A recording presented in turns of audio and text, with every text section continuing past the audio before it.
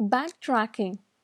Backtracking is a refinement of the brute force approach, which systematically searches for a solution to a problem among all available options.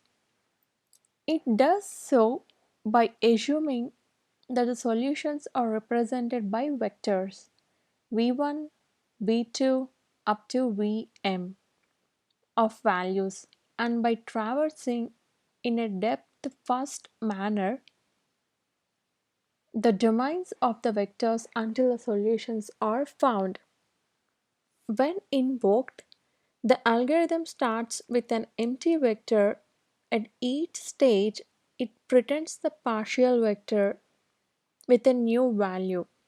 Upon reaching a particular vector v1, v2 up to vi, which can't represent a particular solution, the algorithm backtracks by removing the trailing value from the vector and then proceeds by trying to extend the vector with alternate values. Here the algorithm try of v1, v2 up to vi.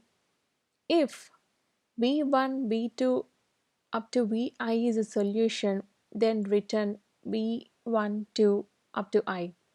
For each v do, if v1, v2 up to vi, comma v is acceptable vector, then solution equal to try of v1 up to vi, comma v. If solution is not equal, then return solution. And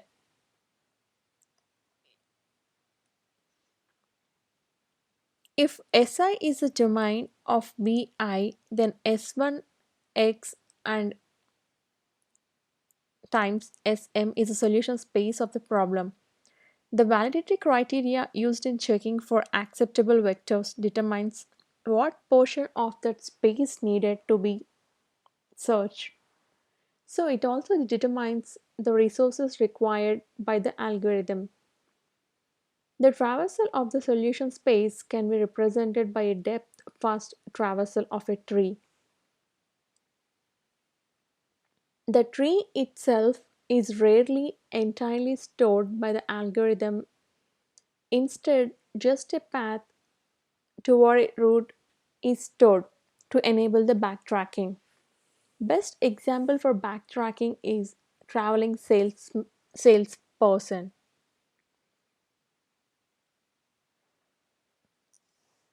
So the problem issue the problem assumes a set of n cities and and a salesperson which needs to visit each city exactly once and returns to the base city at the end. The solution should provide a route of minimal length. The route, here we have a route A, B, C, D, is the shortest one for the, we have to find the shortest one from the following one, and its length is 51. Here, the traveling salesperson problem is a NP hard problem, and so no polynomial time algorithm is available for it. Given an instance G equal to V comma E, the backtracking algorithm may search for a vector of cities V1 up to V of V, which represents the best route. The validity criteria may just check for number of cities in of the route, pruning out routes longer than mod V. In such a case, the algorithm needs to investigate mod B power mod B vectors from the solution space. Here we have a shortest distance path ABC. On the other hand, the validity criteria may check for repetition of cities, in which case the number of vectors reduce it to mod B. Mod B. And the second best example for backtracking is N Queen's problem.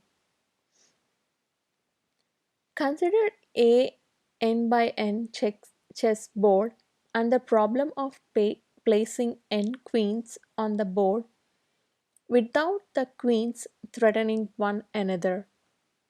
The solution space is 1, 2, 3 up to n power n. The backtracking problem may record the columns where the different queens are positioned. Trying all vectors p1 till pn implies n power n cases. Noticing that all the queens must reside in different columns reduces the number of cases to n naught.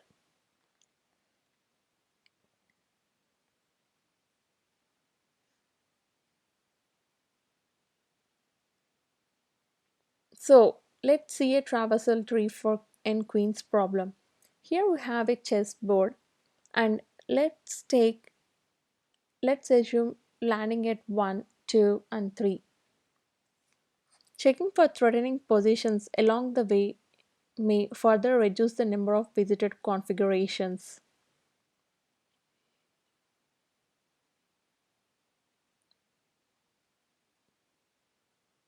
Let's look into a third example, convex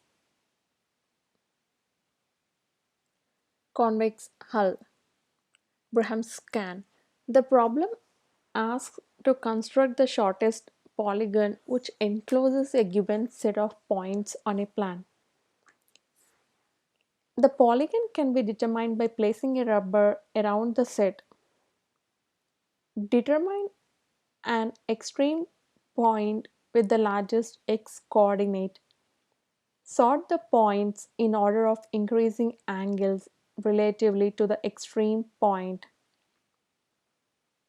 Traverse the points in the sorted order, adding them to the partial solution upon making a turn of less than 180 degrees and backtracking when making a larger turn.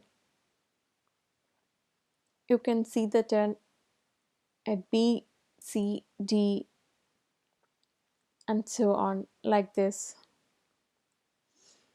The algorithm requires O of n log n time for sorting the points, O of n time to select an appropriate subset. This is the time complexity. Generating permutations. A permutation can be obtained by selecting an element in the given set and recursively permuting the remaining elements.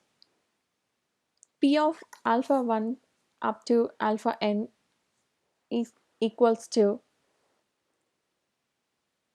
alpha I P of alpha 1 till alpha n if n greater than 1, alpha n if n equals to 1.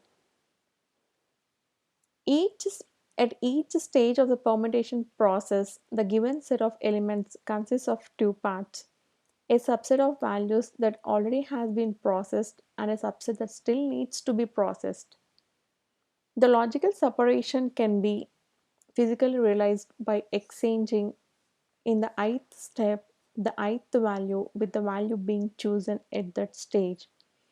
That approaches leaves the first subset in the first I locations of the outcome. Here, permutations of A, B, C, D.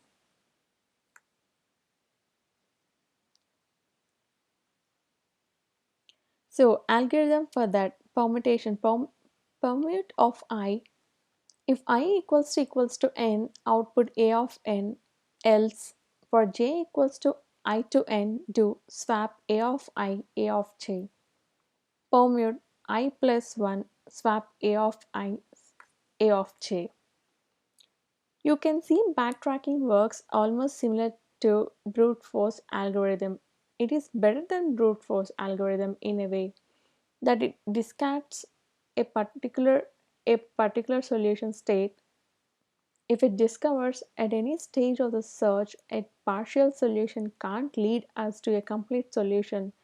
This way it reduces the number of unsuccessful searches.